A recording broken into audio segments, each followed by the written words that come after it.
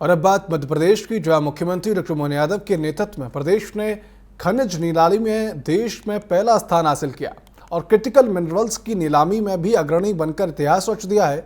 अब बारी है कटनी की, जहां 23 अगस्त को होने जा रहा है माइनिंग कॉन्क्लेव। ये कॉन्क्लेव न सिर्फ प्रदेश की खनिज शक्ति को दुनिया के सामने लाएगा, बल्कि निवेश और औद्योगिक विकास की नई संभावनाओं का द्वार भी खोलेगा। देश भर के उद्योगपतियों के संगम से कटनी बनेगा माइनिंग कैपिटल और प्रदेश का भविष्य होगा और भी स्वर्णिम। देखिए हमारी खास रिपोर्ट। भारत का हृदय मध्य प्रदेश अब खनिज संपदा और औद्योगिक नवाचार के बल पर वह देश का माइनिंग कैपिटल बनने की दिशा में है। मुख्यमंत्री डॉक्टर मोहन यादव की सोच और नेतृत्व ने खनन के क्षेत्र में नई ऊंचाइयां दी हैं। वर्ष 2022-23 में प्रदेश ने 29 खनिज ब्लॉकों की नीलामी कर देश में प्रथम स्थान प्राप्त किया। क्रिटिकल मिनरल्स की नीलामी में भी यह पहला राज्य बना। अब तक 103 खनिज ब्लॉकों की नीलामी से 1,68,000 करोड़ रुपए से अधिक राजस्व की संभावना है। अब बारी है कटनी की। 23 अगस्त को यहां आयोजित होने वाला कॉन्क्लेव प्रदेश की खनिज क्षमता को वैश्विक निवेशकों तक ले जाएगा। लाइमस्टोन, डोलोमाइट और बॉक्साइट से समृद्ध कटनी आज औद्योगिक निवेश का नया केंद्र बनने को तैयार है।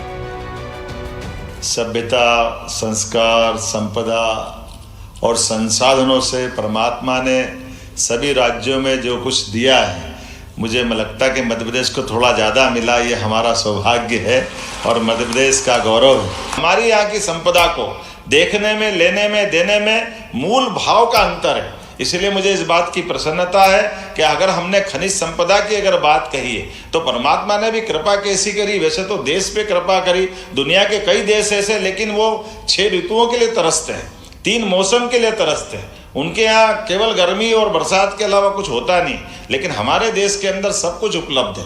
लेकिन ये उपलब्ध होने में सबसे बड़ा अगर योगदान है तो हमारे अपने देश का भी है और इस वसुधा का भी है, जिसकी विशेष कृपा से भारत की भौगोलिक रचना इस प्रकार से बनी।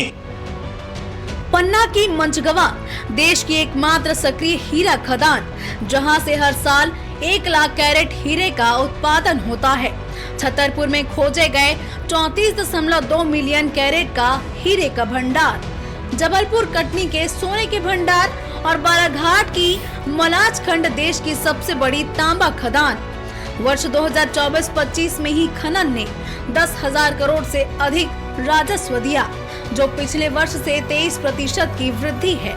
ये आंकड़े मध्य प्रदेश की आभा को और बढ़ाते हैं। रामलला का प्राण प्रतिष्ठापन हुआ है, तो रामलला का प्राण प्रतिष्ठापन करते करते माननीय प्रधानमंत्री जी ने कहा, राम आग नहीं ऊर्जा है।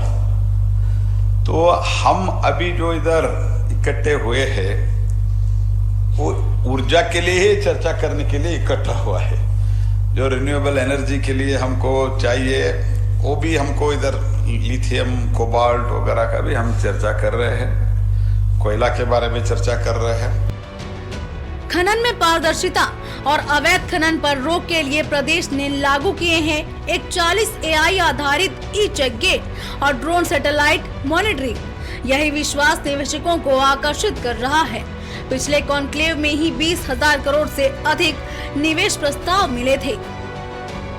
And then it took some time to government of India कि उसके बाद एक पूरी ट्रांसपेरेंट ऑक्शन रिजीम को हम लोगों ने वी पुट इन प्लेस, और ऑक्शंस अभी बहुत रिसेंटली शुरू हुए हैं और लगातार पिछले कुछ सालों तक नंबर ऑफ ब्लॉक्स ऑक्शन में Madhya Pradesh has been number 1। तो यदि सबसे ज़्यादा ब्लॉक्स हमारे यहाँ ऑक्शन हुए हैं तो इसका मतलब ये है कि अब अगले कुछ सालों में हमारा जो प्रोडक्शन लेवल है बहुत तेज़ी से आगे बढ़ने वाला है। आज की तारीख में we are one of the top 5 states, but I am confident given the fact that we have auctioned the maximum number of blocks and now we are moving forward quickly to support our winners of the auction so that they start their production soon. In next 3 to 4 years I expect Madhya Pradesh to move up in the top 3 states as far as mining production is concerned. खनिज सिर्फ राजस्व का स्रोत नहीं बल्कि विकास का आधार भी है। खनिज निधि से शिक्षा, स्वास्थ्य और स्वच्छता पर काम हो रहा है। अब तक 16,000 से अधिक परियोजनाओं में आधे से ज्यादा पूरी हो चुकी है, जो सीधे तौर पर स्थानीय समुदाय की जिंदगी बदल रही है। सीएम साहब का जो इन्वेस्टमेंट का प्रपोजल है, वो हम सब उसको बहुत अच्छे से हम लोगों ने उस प्रोग्राम को देखा, उनके इन्वेस्टमेंट प्लान को देखा, और आई होप कि सारे मध्य प्रदेश के जो भी यहाँ पे डायस्पोरा है वो मध्य प्रदेश में इन्वेस्ट करने के लिए सोचें, और मध्य प्रदेश में जो अपार संभावनाएं हैं, माइनिंग की हैं, मिनरल्स की हैं, टूरिज्म की हैं, इंडस्ट्रियल की हैं, तो उन सब में सारी संभावनाओं को तलाशें। और कटनी की खासियत सिर्फ खनिज ही नहीं, 5 रेल मार्ग और राष्ट्रीय राजमार्ग इसे देश भर से जोड़ते हैं। यहाँ के कृषि और सूक्ष्म उद्योग जैसे चावल, दाल, मसाले व स्व सहायता समूहों के उत्पाद भी विश्व बाजार में नई पहचान बना रहे हैं। यही वजह है कि यह शहर निवेश का हॉटस्पॉट बनने की कगार पर है। प्रदेश में कोयला, चूना, पत्थर, तांबा, मैग्नीज, लो बॉक्साइट, राक, फास्फेट आदि प्रमुख अयस्कों तथा खनिजों का खनन किया जाता है। वित्त वर्ष 2023-24 में ताम्र, अयस्क एवं मैग्नीज के उत्पादन में प्रदेश पहले स्थान पर रहा। राक, फास्फेट एवं चूना पत्थर में प्रदेश का दूसरा एवं कोयला उत्पादन में चौथा स्थान। लो अयस्क एवं बॉक्साइट के उत्पादन में प्रदेश का स्थान 6वां है। खनिजों में के संरक्षण, अन्वेषण व विधि मान्य नियमों के अंतर्गत खनिजों के दोहन पर सतत निगरानी रखी जा रही है। इससे प्रदेश की आय में वृद्धि तथा नए खनिज संपदा की खोज का मार्ग प्रशस्त हो रहा है। वर्तमान में प्रदेश में limestone, bauxite, graphite, copper, vanadium, tungsten, gold आदि के 32 अन्वेषण कार्य किए जा रहे हैं। आज जब आत्मनिर्भर भारत का सपना साकार हो रहा है, तो मध्य प्रदेश उसमें खनिज और औद्योगिक शक्ति से अहम भूमिका निभा रहा है।